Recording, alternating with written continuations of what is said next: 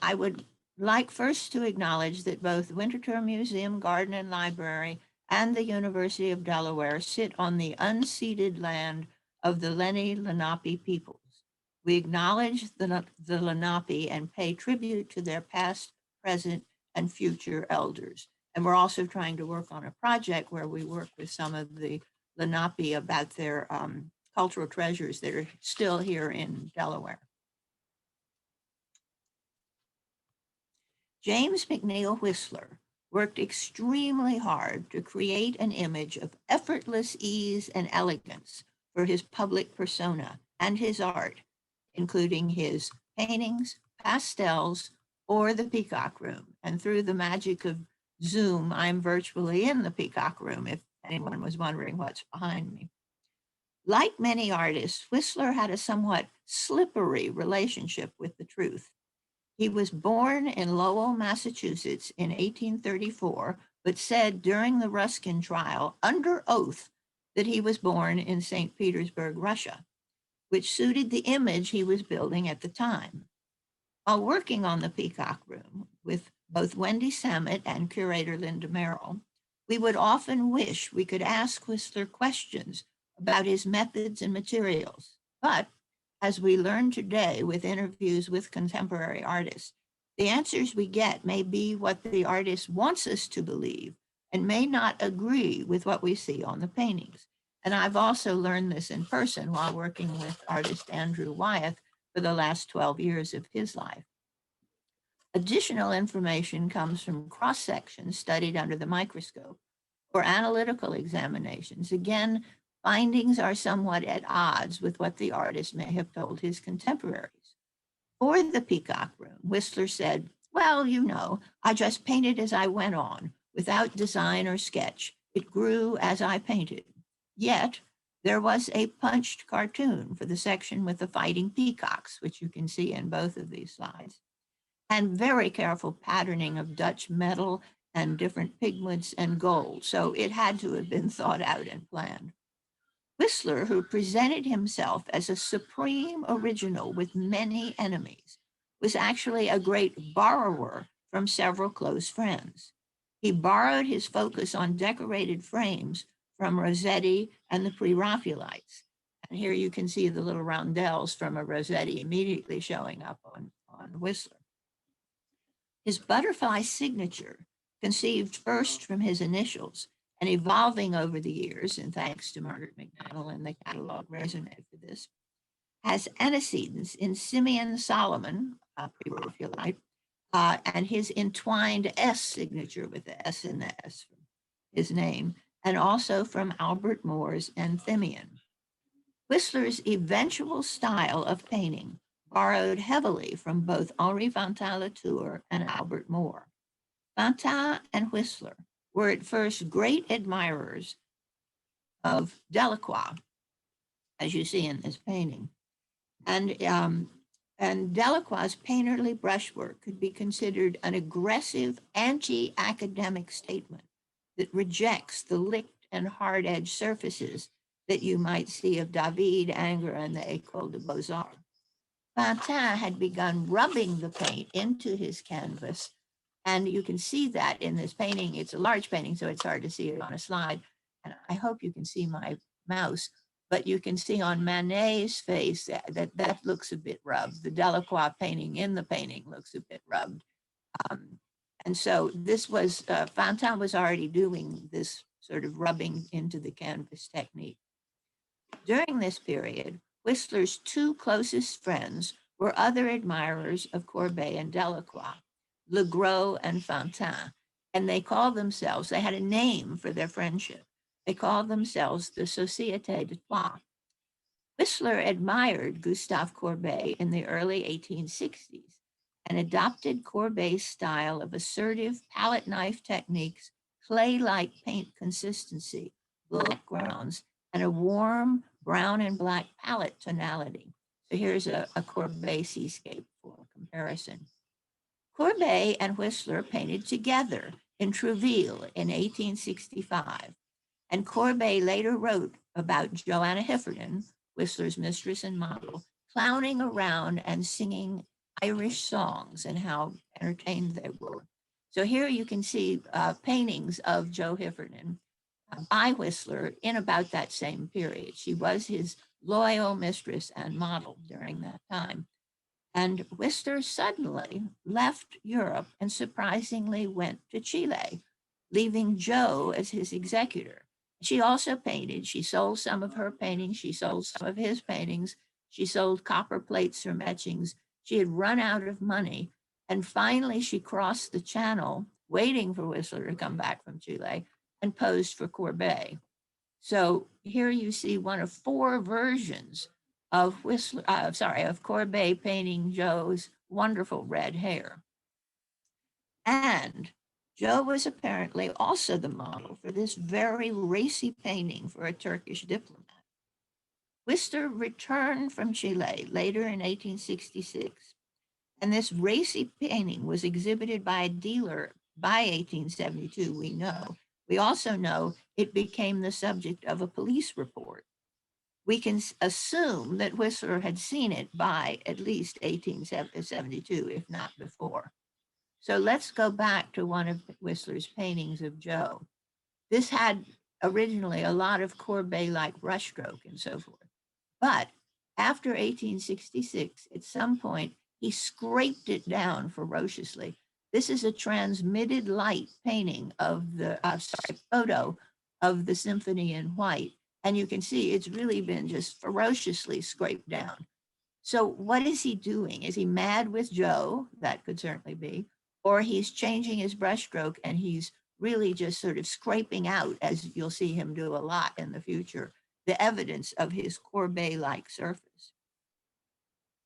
Later, all three of the Société de Trois shunned Courbet and thick brushstrokes, and Legros adopted what Fantin Whistler called archaic and academic and even primitive techniques. He had a green ground like a Italian Renaissance painting. And so I found it so interesting that they couldn't be friends with him anymore when he changed his techniques. So they take him out of the Société de Trois, and now Albert Moore becomes the new third member of the Société. So by the early 1860s, Fantin was creating still life paintings of flowers with unusual rubbed surfaces, relying on the woven topography. And here I have to say, this painting here at the Met by Fantin is the cause of my dissertation, because I was at the Freer working on Whistlers in the 1970s and for the bicentennial, and then was at the Met for a visiting scholar stint in 1980, and saw this painting and thought, my goodness, it's rubbed down just like a Whistler. I wonder if Fantin Latour and Whistler knew each other. And then it turns out not only did they know each other, they were very good friends for all. Whistler didn't stay friends with a lot of people for very long, but Fantin Moore, he stayed friends with for an extended period of time. So you can see on these paintings his use of Fantin's use of the weave of the painting to come through the surface, and is actually part of the facture. I nicknamed this for my dissertation weavism. And weavism can date back to Puvis de Chavannes. I need a good, much better close-up of this, but when you get up close to some of Puvis' paintings, he was trying to look more like fresco, and they have this soft surface on the weave.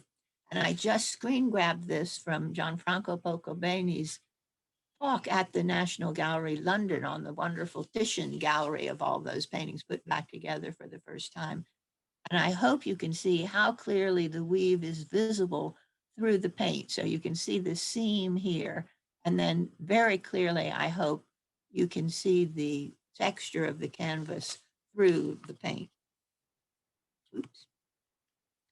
Fantin's respect for the prominent texture in the support material is also visible in his black chalk and charcoal drawings on laid paper.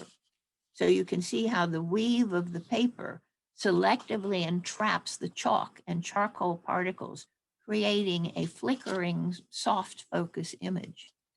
It's pretty impossible to create a hard edge linear outline on a highly topographical surface. And this could be distinct canvas weave or laid lines on paper. Later, Fontaine taught Whistler his frottage technique using transfer lithography paper. The paper is placed over a buckram book cover and rubbed to get this flickering pattern. During the mid-1860s, so now we'll move to a different, earlier brushstroke. This is the 1860s, and Whistler had what he later abandoned, but here I call it the ribbon brushstroke. You can see these little clearly applied paint strokes, which look like a ribbon, like a grosgrain ribbon with little edges on the side. And you can absolutely measure the width of the brush. So this is a small painting at the Freire sketch. And you can measure, it's about 3/8 of an inch, the flat brush he must have been using to do this brush stroke. And so Albert Moore, this is one of his sketches, has also a similar brushstroke. And you can see when he does his full copies and full paintings, we have these three women lazing about, and there's a very distinct borrowing of composition here by Whistler. So it's Moore is 1866 and Whistler is 1868 for this sketch, but of the three women. So Moore used a laborious practice of pencil sketches, punching and gridding to create his repetitions of decorative lazing women with various color combinations in pink or yellow. And I was so privileged October 9th to hear Ruby Auburn and Sophie Linford doing this talk at Harvard. It's wonderful. Zoom is getting us all over the world able to see these things. And so they did the most marvelous explanation of Moore. Not many people have published or studied Albert Moore, so I was very grateful for this. And here you can see the sketch blossoms, and then with all of his, Ruby and Sophie say that it is 17 steps that Moore took each time. And so here's the same sketch, but then he's blown it up and had it a sort of yellowy tan or had it a pink. And here's another slide from their talk showing Moore's laborious technique of drawing, and you can see little blow-ups here and using gridding and so forth, and superimpositions of these figures with different colors and so forth. So Whistler's composition is clearly influenced by Moore. And after emerging from a decade of frustration and erasures, in 1864, Whistler wrote to Fontaine, "I am so discouraged, always a task so painful and uncertain. I am so slow. I produce so little because I efface so much." Whistler's friend, Frederick Jameson, described the artist's frustration creating this large version of the three girls. So it took about 10 years to get from the small sketch at the Freire to what's at the Tate, and it is much larger. And Frederick Jameson said, "I have seen that one, at least large portions of it, completely finished, but then they never satisfied him and were shaved down to the bedrock mercilessly." This makes us think of that poor painting of Joe. "And the surface now shows clearly the weave of the canvas below." So here you can see now what was the ribbon brushstroke here has become very, you can see the canvas straightway through. Throughout the painting. So I contend that Moore borrowed Whistler, I contend that Whistler borrowed Moore's stated aim of doing as much as possible in a single paint application, exhibiting spontaneity and freshness at all times, and disguising any suggestion of labor. Whistler spent 3 years on the portrait of Frederick Leyland, and he was the owner of the Peacock Room. Whistler's assistant, Walter Greaves, reported that the Leyland portrait was constantly rubbed down, and Leyland told his son-in-law that Whistler nearly cried over the drawing of the legs. Whistler's preliminary oil sketches for works in the previous decade had the ribbon brushstroke, but both sketches for the Leyland portrait clearly show the canvas weave below.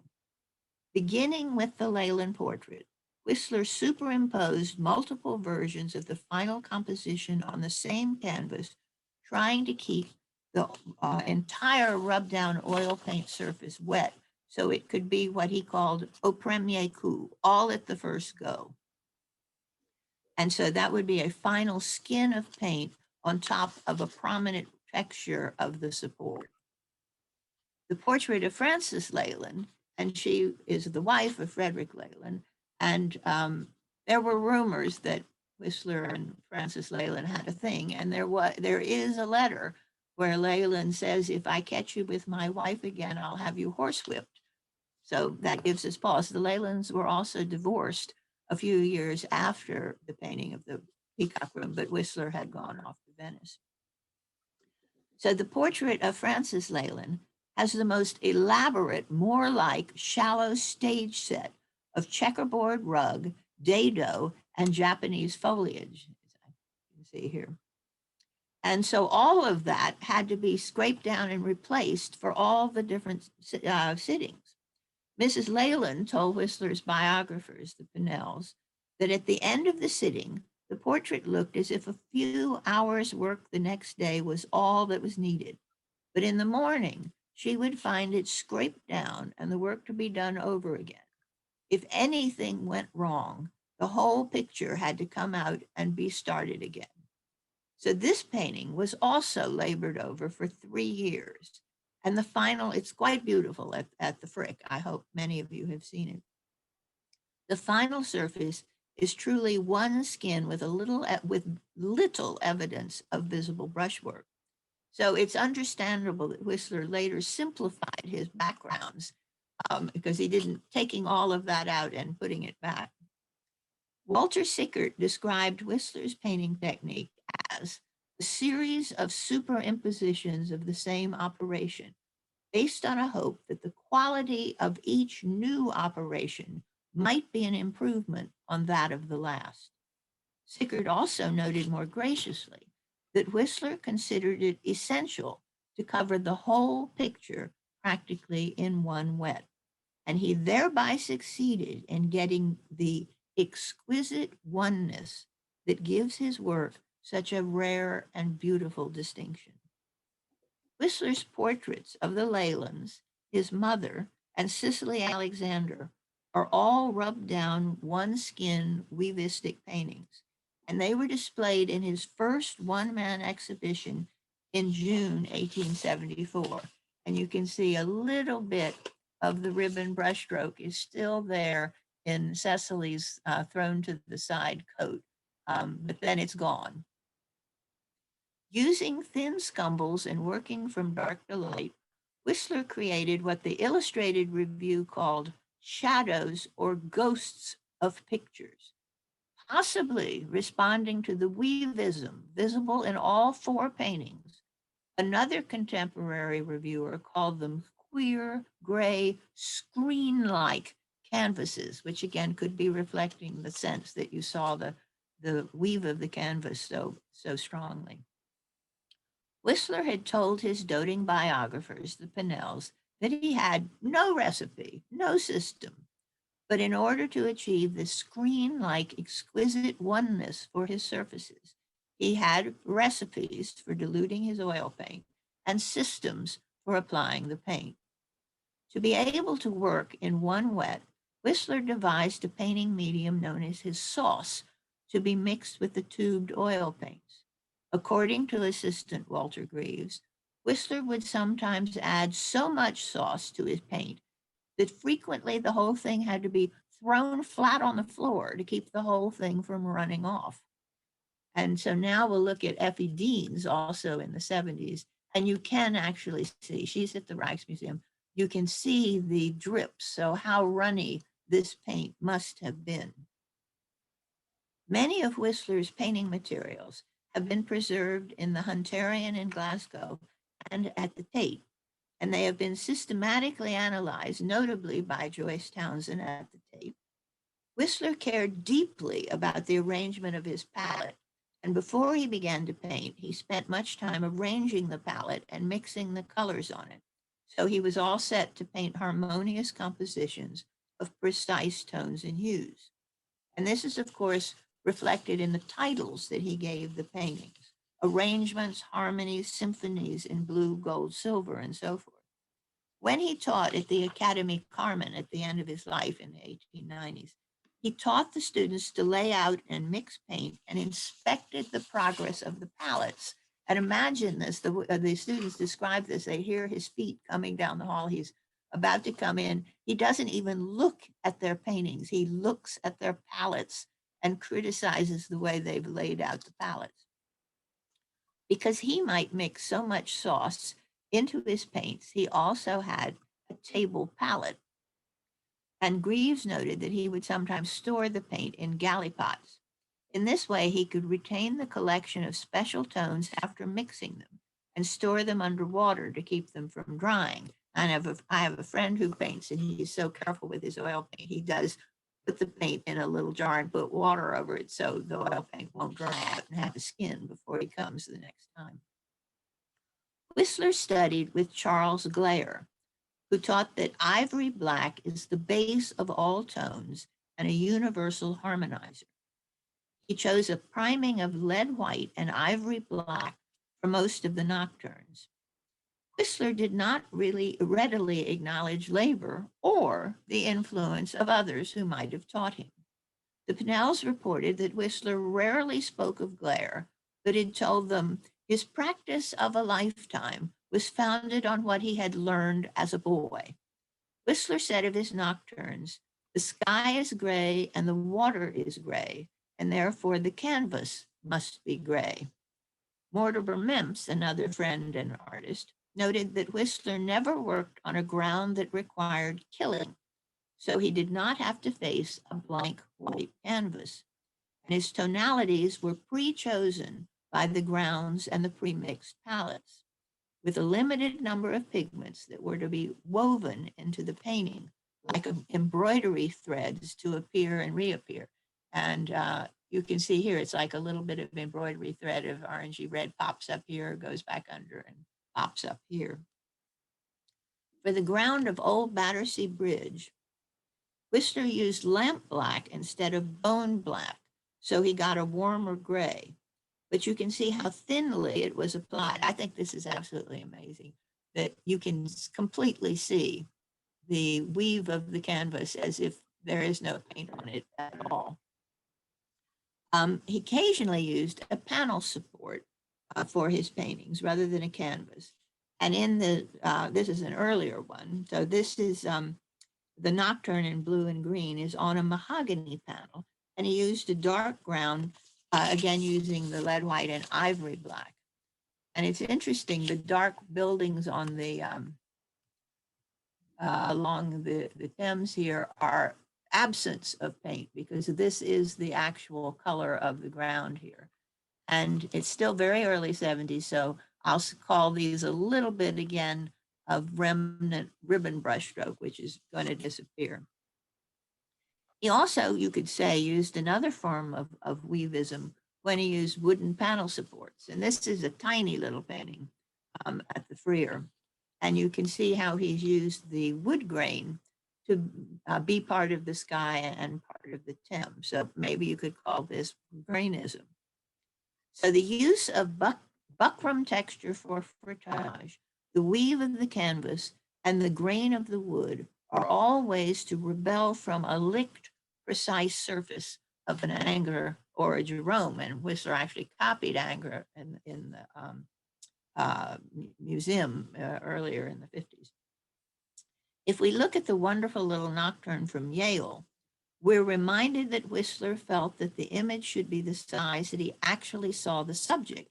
That is, if placed in front of a real scene and viewed from painting distance, the painting would match it in size.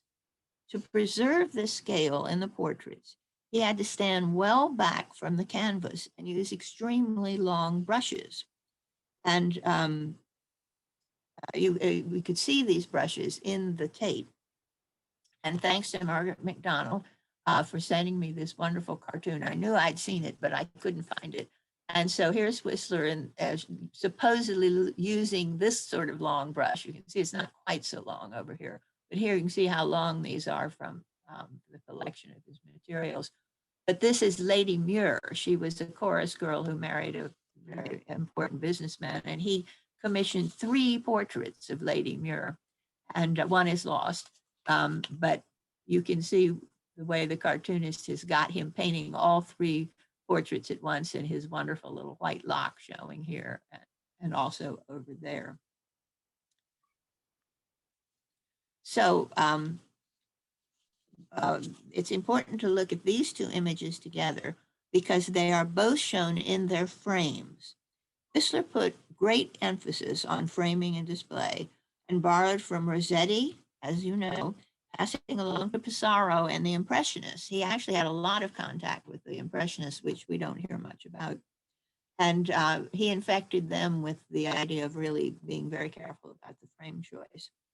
And he would not approve of so much of the art history books that we consult that rarely show the painting in the frame because it is so important to Whistler. So now let's look at, so here we can see close-ups of the weavism in these paintings. So you can see the little nocturne in blue and silver also shows the canvas weave with no interruption. And here you can see he fiercely rubbed down on Maud's skirt to reveal the dark priming and the canvas weave.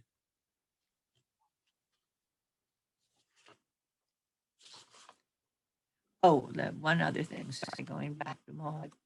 The portrait of Maud also shows Whistler's 2 great principles that he taught to his students in the 90s.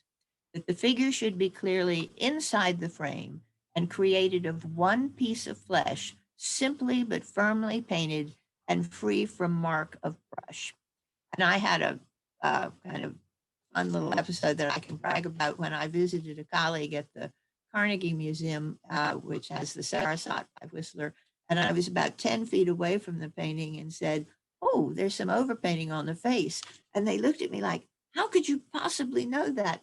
But it caught a raking light as I came in the door. And because of weavism and because of how he made sure no impasto was showing, the fact there were little daubs of some restoration on the face was clear to anyone standing in raking light, even at a distance.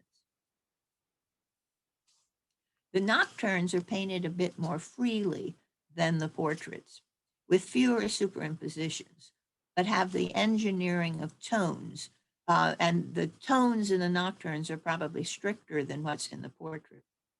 So looking at the gauzy evanescent texture, and again at 2 nocturnes, we're reminded about the ambiguities of blurred detail, Locke as a universal harmonizing, and that this is associated with memory. And both Fantin and Legros studied with Lecoq de Boisbaudran, a proponent of visual memory. And Lecoq taught his students to look intently at the model or the landscape, and then to draw the composition from memory in the absence of the model. This also discouraged the students from observing detail too closely. Whistler reported that the Greaves brothers would row him out on the Thames, where he would memorize a view, turn his back and recite it to them like a schoolboy, go home and sleep, and then commit the composition to canvas the next morning through recall. Whistler was a master of mist and fog. In this, he influenced others, perhaps more than anyone influenced him. As Oscar Wilde quipped, "We did not really see fogs until Whistler showed them to us." The colors and the absorbencies of Whistler's choices of canvas size and priming helped control his overall tones and effects. Fantin had used absorbent grounds beginning in the 1890s, and Whistler requested absorbent grounds to be made for him by the Greaves brothers in the 1870s. He often had Robersons prepare him a coarse weave canvas which would be sized. And applying absorbent grounds enhances the soaking up of the oil paint films, increasing the overall mateness and purity of colors. So you can see here again in the raking light for the Yale Nocturne or the Tate Battersea Bridge. Weaves going obviously very different directions, but how thin the final paint layer is. And after about a decade of using absorbent grounds, Whistler told Otto Bacher, paint should not be applied thick. It should be like breath on the surface of a pane of glass. The Pinnells described his nocturne technique. He washed the liquid colors onto the canvas, lightening and darkening the tone as he worked. In many nocturnes, the entire sky and water are rendered with great sweeps of the brush in exactly the right tone. At some times, as he admits himself, he completed a nocturne in a day. Telling the Pinnells that he finished some in the day supports Whistler's breezy self-presentation in the 1878 Ruskin trial, where he said, "Oh, I knock one off, possibly in a couple of days. One day to do the work and another to finish it." Of course, the Leyland portraits took 3 years. But as he also said, it may have been created in a day, but depended on the knowledge of a lifetime. The Pinnells observed on their own. In some, he got his effect at once. In others, it came after only innumerable failures. Poor little Cicely Alexander posed over 70 times for her portrait, and Robert de Montesquieu, 20 years later, posed over 100 times for his and recorded a lot of complaint about it. The multiple sittings were accompanied by superimpositions, scraping, and rubbing, and were sometimes abandoned after scraping. And here is poor Maud. Jo was the mistress in the 60s and early 70s, Maud the 70s and 80s, and then he married Beatrice and they painted together. With concurrent frustration, described by Whistler first to Fontaine, he told Fontaine what he was really thinking, and later in frank letters to his wife Beatrice. All three, Jo, Maud, and Beatrice, did do painting, but he and Beatrice would paint side by side. After his early phases with the pre-Raphaelites in Courbet, in his nocturnes, and 20 years of vertical portraits, Whistler achieved an all-over au premier coup appearance through a final skin of paint on top of an undisguised fabric weave. The work of the master, said Whistler, reeks not of the sweat of the brow, suggests no effort, and is finished from the beginning. In his propositions, written in the 1880s, Whistler noted, "A picture is finished when all trace of the means used to bring about the end has disappeared." However, Whistler's aesthetic of apparent effortlessness was created only through intensive labor. The final one-skin paint surfaces reveal little evidence of the carefully conceived brushwork, layered grounds and priming, multiple rub-down superimpositions carried out by the artist, and meant to appear as labor-free evanescence. Thank you.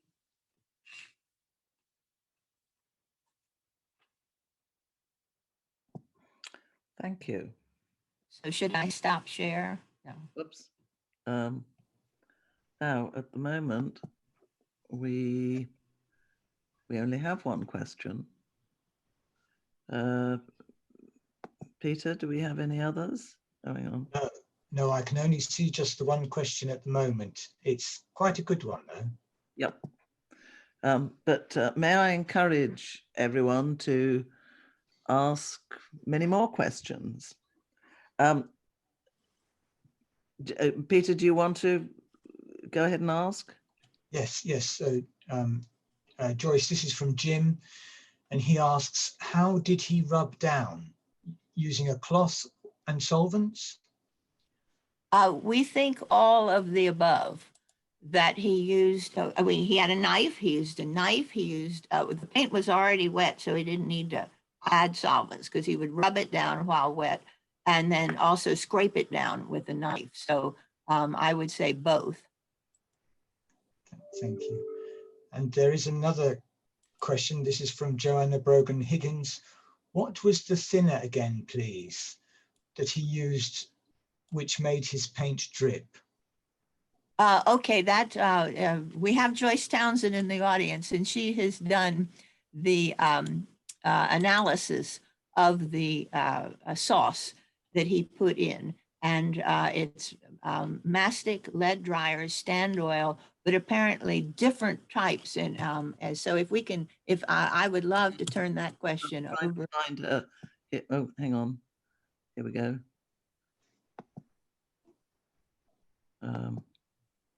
And I've also put into the chat, I previewed this on my students, and one said, you should put in your references. So I have now put into the chat, oh, have I done send? Joyce Yes. Townsend. I hope that I'm here, but I can't see me. Are you hearing me? Yes, we're hearing you. Yes. What?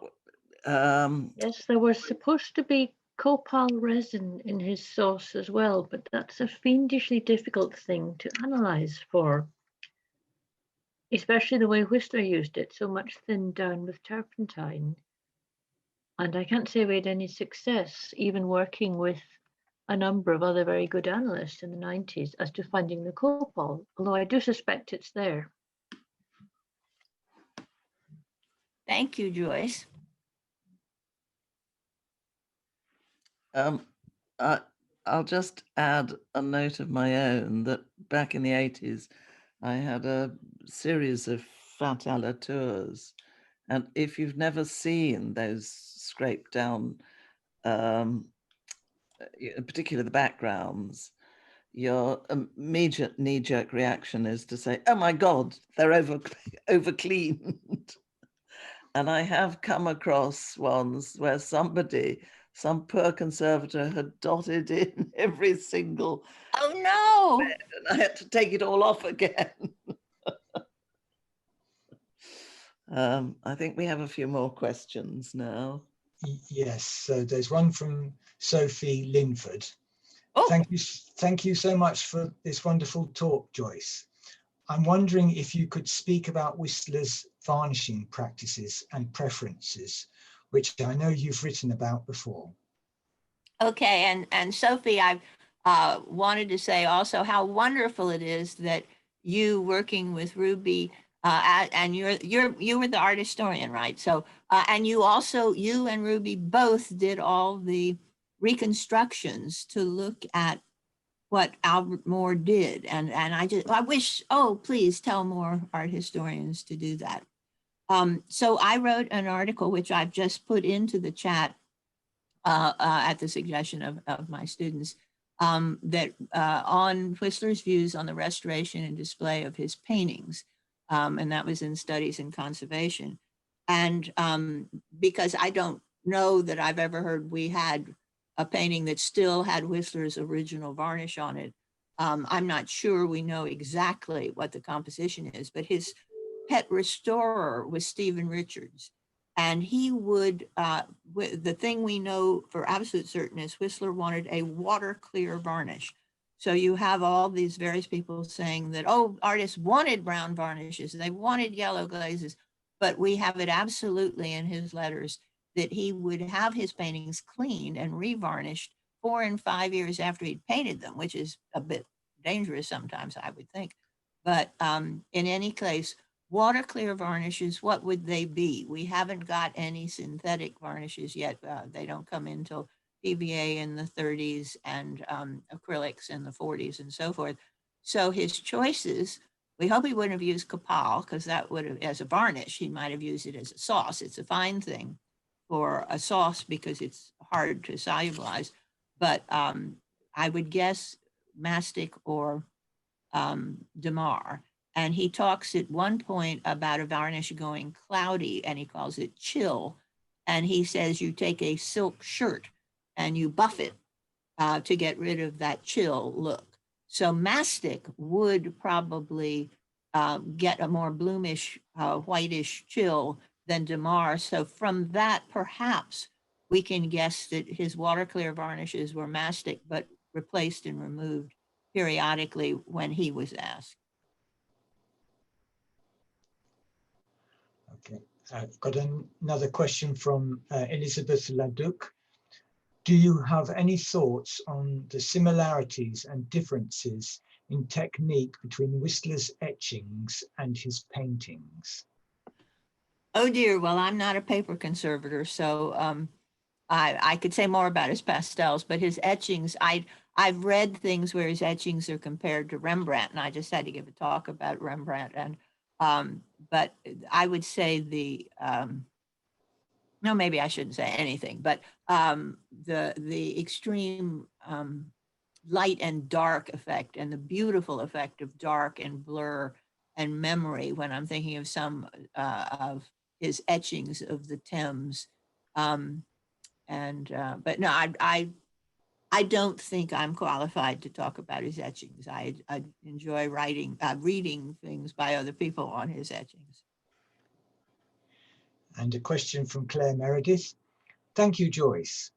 If you hadn't explained weavism, I'd have thought I was looking at weave interference due to lining. How much have linings of any sort, wax resin, glue paste, beaver, interfered with a very subtle surface texture? I've been intimate mostly with the Whistlers at the Freer, and I don't even think I've seen a Whistler that's been wax lined. And the paste linings that I was up close with at length, you couldn't make a case that they had really harmed the painting. Because I know at the Met they have some Gilbert Stuarts that have been lined and not lined, and they really, you can see the flattening. And of course, we've seen that with Van Gogh. But I, based on what I've seen thus far, I have not seen, maybe because they're so tufty with coarse canvas already, it would be, if you lined a very smooth canvas against a coarse canvas, you would get extreme weave emphasis and weave interference. But because he liked those very toothy, coarse weave canvases, perhaps one could say it was harder to damage them through lining. But I can't speak to having seen, maybe Joyce Townsend again can speak on that with more of the Glasgow Whistlers. But I think that's something very lucky and so it's not, for the most part, when you think that it might be weave interference, no, it was intended, artist intended texture and facture. And a question from Virginia Newen. Virginia, I hope I've pronounced your name properly. Thank you so much for this presentation. What gorgeous images. Do you have an idea of when he started his weavism process? I saw a similar effect in my examination of an 1893 painting of Douville by Boudin, and I love to imagine that they were producing these similar effects in the same part of France. Well, he had a tremendous effect on other people. He was pretty forgotten when after Whistler's mother and big to do after that in the 1930s. But there was a whole circle of people painting like Whistler with his 6-footer portraits, and William Merritt Chase and Robert Henry and all sorts of people imitating him. So I haven't seen so much of I mean, of course, William Merritt Chase, when he painted a portrait of Whistler, he put in weavism, but when he normally painted, you could see the palette knife stripes and so forth. So Whistler started his very painful frustration weavism in the beginning of the 1870s. And by the end of the 1870s, all his portraits were, shall we say, weavistic. And so, the review of his 1874 one-man show with the idea that it's screen-like exquisite oneness. And he was also a celebrity. He was like a Madonna getting publicity and painting with his long brushes in a hammock in the Peacock Room and inviting in the press. So one can assume that by the end of the 1870s that he was a celebrity, that these other, and he was going back and forth between France and England. So his influence could be extreme in those areas, he was well known, and he was doing Weavism much more publicly starting by 1874. So by your question, by the 1890s, heavens, I'm sure they were aware of Whistler and Weavism. And they called Puvi the father of it. And this question from Daniela: do Whistler paintings present problems for varnish removal treatments because of his materials? The Whistlers that I've had to treat, I was tiptoeing, thinking, oh my goodness, this is going to be completely soluble. And when they are not black, I would say the ones that are the very, like the Montesquieu that I showed, where it's very black, and there's a wonderful one at the Frick that is the woman in the riding dress. It's almost all black. I would say it is scariest in the black because, of course, the oil absorption index with black, there's a lot more medium to make the black its beautiful black. So you can find Whistlers that are not scarily soluble, but particularly in my experience, but again, I haven't. Again, this is something I would defer to Joyce Townsend. But the freer ones did not seem to have that problem. This question from Rebecca Helen: wonderful to hear of your long quest to co-join art historians and conservators. With hindsight, how has it gone, and did Whistler in particular help? Well, I wish Whistler were more popular so that more art historians were reading about Whistler and coming upon my publications. That's why I'm so excited to see the Albert Moore presentation and to see that it was a duet, a full duet. And I would turn the question back to all of you in the who arranged conferences in London, because it was such a great idea. And so this was 1990, to have a conference at the Tate that was to be 100 seats, and 50 were to be art historians and 50 were to be conservators. And I just heard this as a rumor, but I heard that only about 5 or 10 art historians came. And then finally they opened up the other 40 seats to conservators who poured in.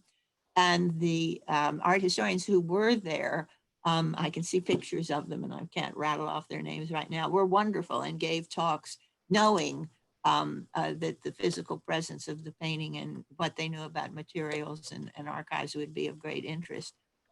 We have in the US the College Art Association, and there's a group of us who keep trying to give talks for art historians like this one to get them excited. It's an uphill road.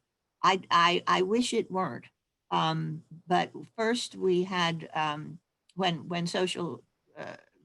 Marxism, feminism, and so forth hit with art history, we got buried even deeper because we normally could not offer help with. There is one case where an X-radiograph of a painting showing a sailboat underneath, an art historian took that for a psychosexual discussion.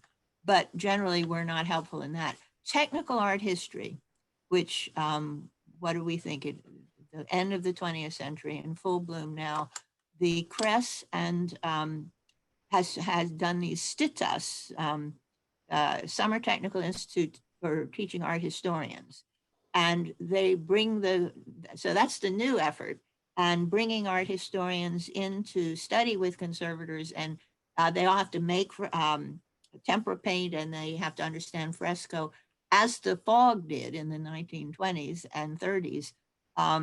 We're all at work trying to get art historians more interested, and the Kress has put in these teaching workshops. And I just have to ask everybody in the audience, how do you think it's going? I think it's improving slightly, and I wish technical art history were now catching on more, and it is to some degree. Can I say that certain Picasso art historians have said to me that they think that technical art history is where the really new information is, because all the art historians have crawled over the same archives, backwards, forwards, and upside down.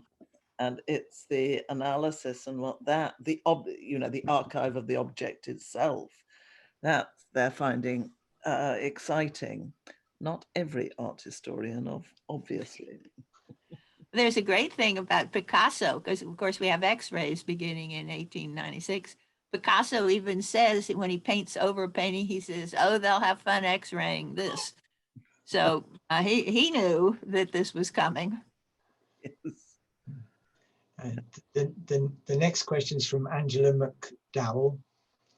How has Whistler's paint layer deteriorated compared to other 19th century paintings?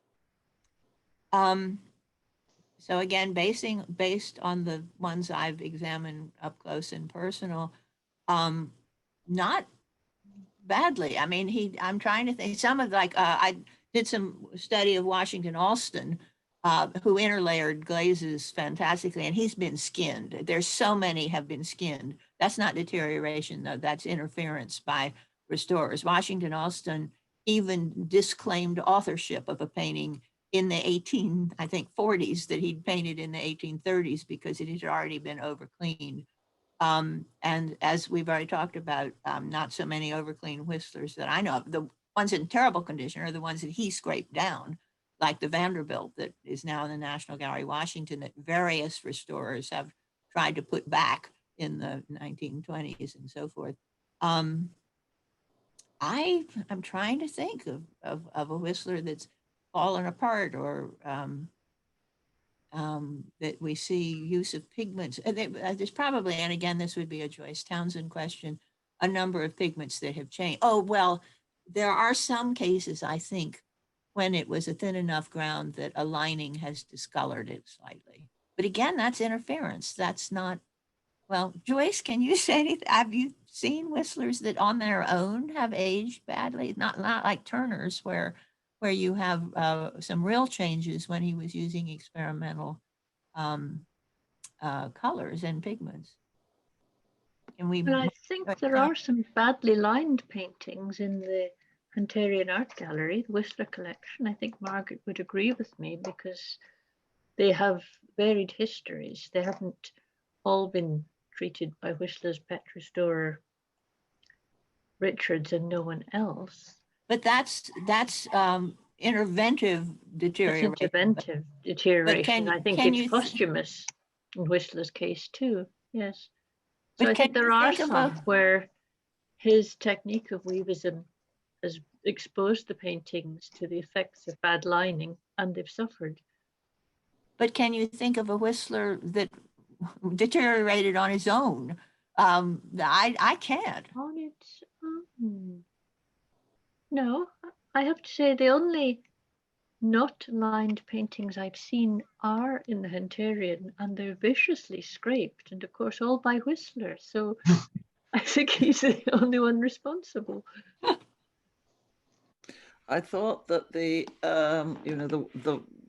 whole firework case was about had rather large drying cracks. Well, I can't talk about. Oh, I can. Sorry, I'm not the fireworks one, but the last chapter of my dissertation where I try to say social history through the cross section. And if you indulge me in this, it's called The Little Blue Girl, and it's a Freer painting, and it has deep, horrible drying cracks. Which thank you for reminding me of that. And he didn't scrape it down, and it was way too thickly built up and has cracked extraordinarily. But it was the last painting on the easel when his wife died of cancer. And he and Whistler and his wife Beatrice had painted side by side many little girls like the Little Blue Girl. And so this might be outrageous, but this is my attempt at social art history, where he could not scrape down the layers when Beatrice had been there. So that's the cross section I show right in the beginning when I talk about cross sections, because it's the only Whistler cross section I know of where it's all built up and unscraped down.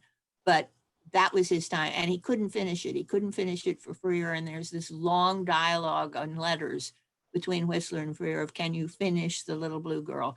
and Beatrice has died, and Whistler is mourning and not able to do much. And he writes back to Freer that the little blue girl is speaking to me from the easel and saying I must finish, but he never quite does. So that painting is as deteriorating on its own. The next question is from Rowan Frame. Thank you for a wonderful talk.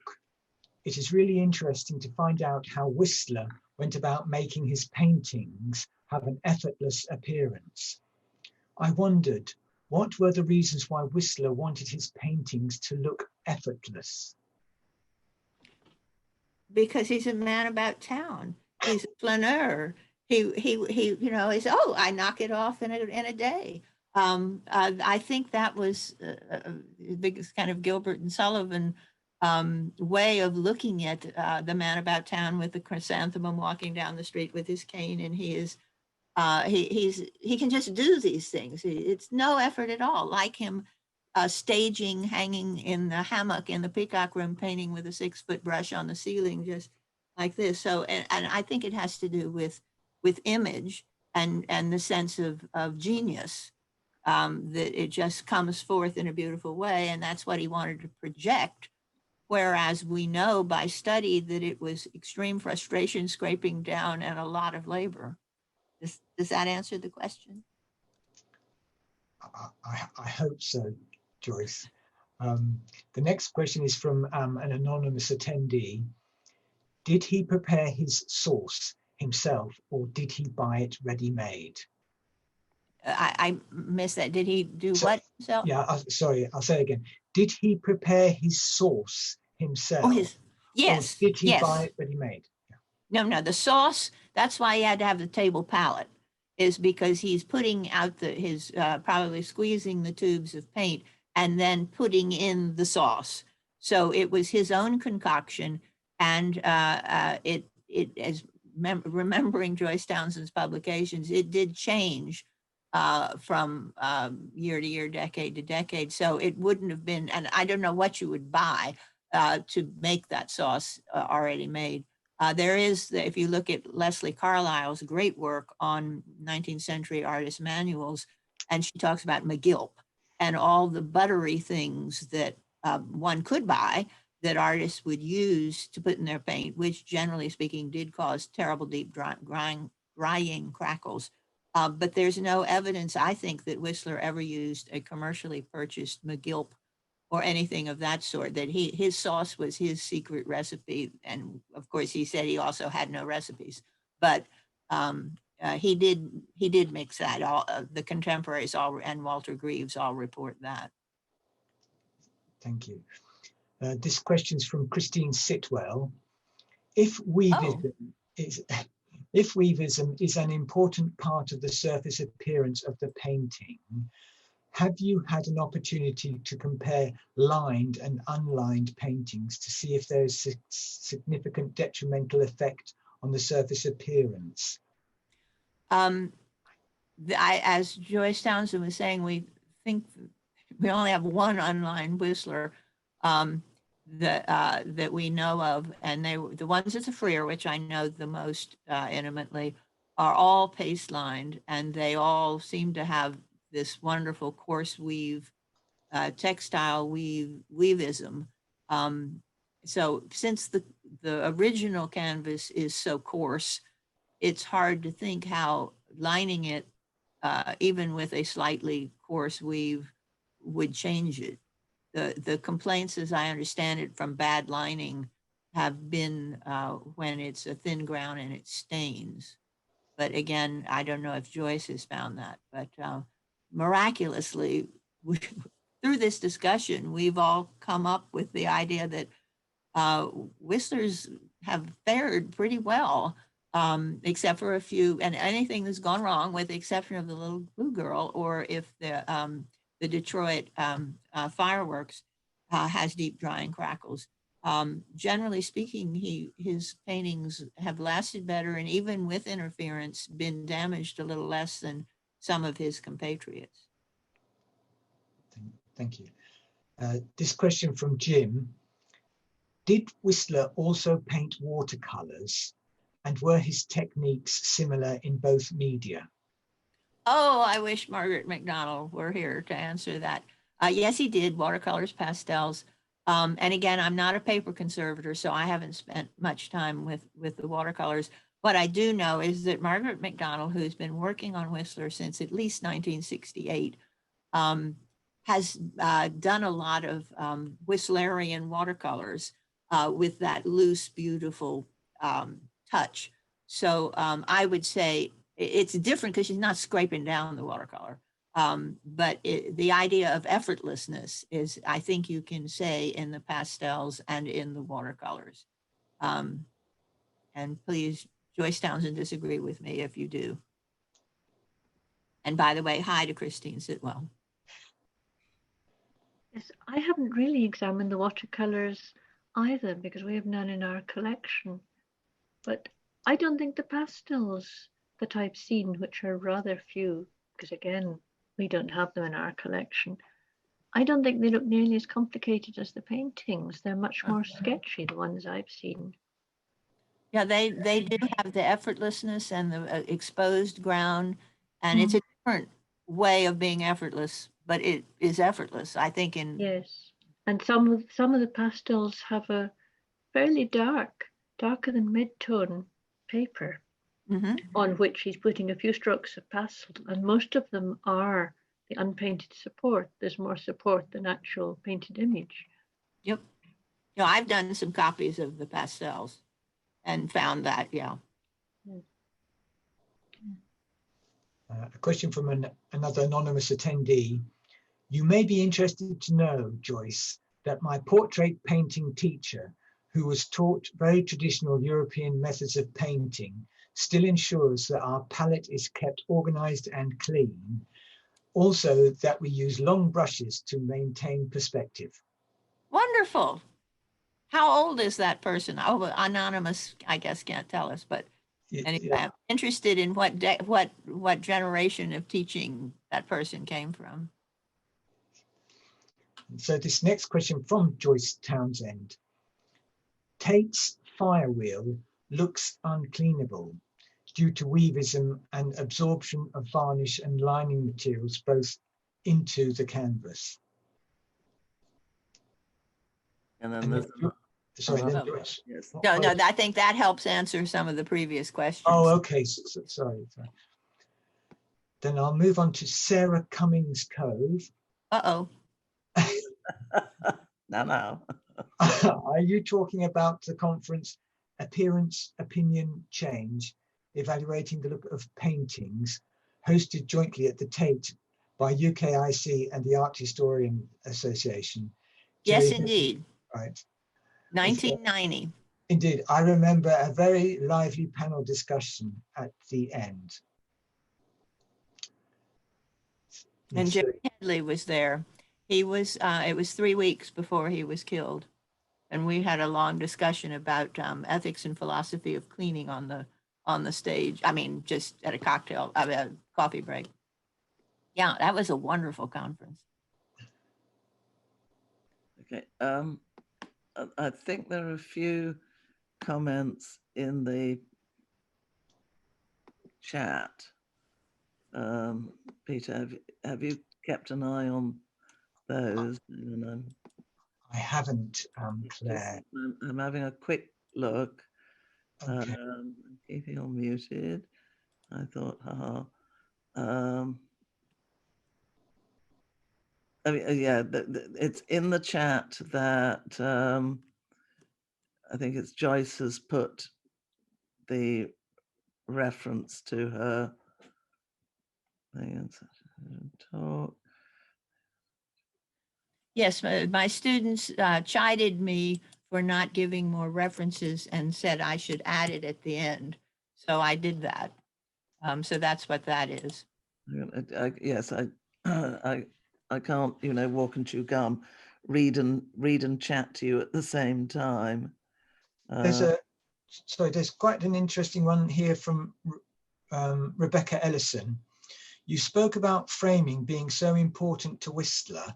Did he source frames for his paintings? have them made specifically. And then thank you for a wonderful talk this evening. Thank you so much. Whistler chose the moldings for his frames and had people make them for him. One of the interesting things on the history of conservation to me is that there was a period where I remember hearing that a Landseer frame at the Tate was thrown out like in the 19 teens because it was so Victorian and people could do that. And when I arrived at the Smithsonian in the 70s, the curators had changed the whole room to pastel blue frames. There was this very high-handed attitude toward frames and in the world of exhibitions. But Whistler, because he was so particular about his frames, and because he would, and they've kept them with him because he would so often put a little butterfly on them, or he would paint a checkerboard pattern. The little blue girl has a checkerboard pattern, and that made them pass safely through the period when frames were thrown out. Now everybody is getting original frames back, and I know they've put back original Titian frame that they found at the National Gallery in Washington.